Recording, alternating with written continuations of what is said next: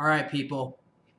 Last week, I told you to behave yourselves when it came to politics, and now our country is ripped apart again. Jeez. More stuff happened over this past few days. I'm sure many of you know that protests and riots have been continuing to occur all over the United States, generally centered in the upper Midwest. It appears this time, well, there's still stuff going on in Portland, stuff like that. And a lot of the things I'm seeing is like what this really made me think of. And this is going to be a part of my series, but not a heavily part of my series on politics. This is a follow up to last week's video. So if you didn't watch last week's video, go back and do that. I talk about politics. Is like the role of government, right? And like, I think that for whatever reason, I mean, for many reasons, basically no one trusts the United States government anymore, right? Or you only trust it when your people are in power. You really don't. And I'm not talking to you personally, although maybe you're like this. I'm just talking more about the American people, and myself included, is we don't really trust the government unless our people are in it, right? And basically, if we're not getting our way, we start to become very antsy and get a little bit out of control, right? And we can see that happening all over the place right now, and it's basically been doing that since the mid 2000s, kind of where I place it. Late like 2003, 2004, and like I think no one trusts the government, and sometimes with good reason, and sometimes with very bad reason. But I want to remind us that, like, as Christians, and I know it's not like something fun, it's definitely like one of the least appealing aspects of our faith, especially because we're Americans, right?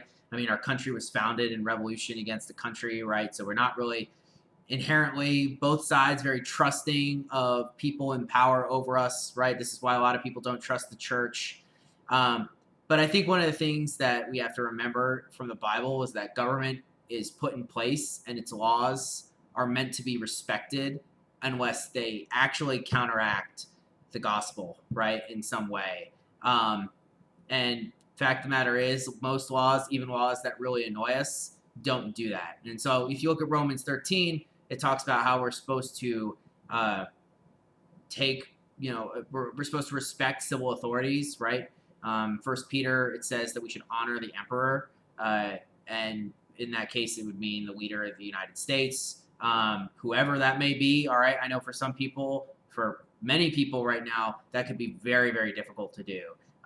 But you still have to do it. And I think what that means is that actually means supporting in terms of your actions, at least following what the government is trying to get you to do, as long as it doesn't violate your conscience in a way that violates your Christian faith, right?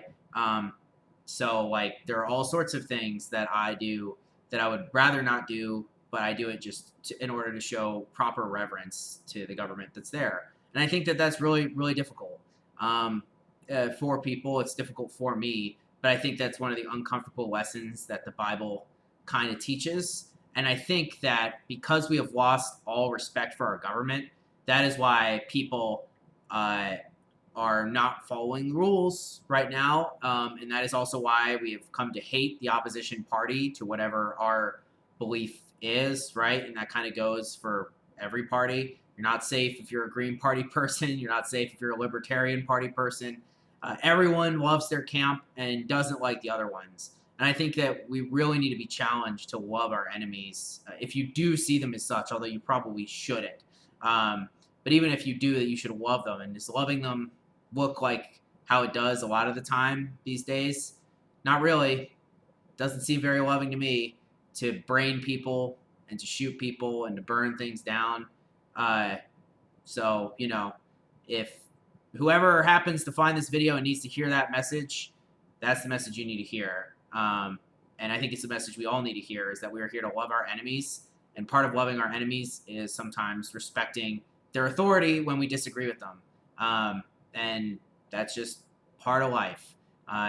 Certainly when we have our candidates in there or our people in, we want our rules respected, right? And so that's sometimes just how we have to do. It's not comfortable all the time, But Christians actually live through something much harder than anyone in the United States is going through right now. I will say that. Christians in the early centuries definitely had it harder than anyone in the United States when it comes to persecution, when it comes to being left out. I haven't seen anyone flayed or boiled alive or crucified or any sort of thing by the government. And so I think that we can all kind of come down, right? The only way we're going to get out of this thing is we need to lower the temperature. And that is for everyone. And I think as Christians, we need to lead the way, all right? So wherever it is in your life, if you happen to be really into politics or you know people that are, try through your dialogue, try through your discussions, try through your memes, try through whatever you want to do to lower the temperature. Because if we don't do that, we're not loving our neighbor. So I'm going to give you guys another week, and I expect the country to be fixed. Got it? All right.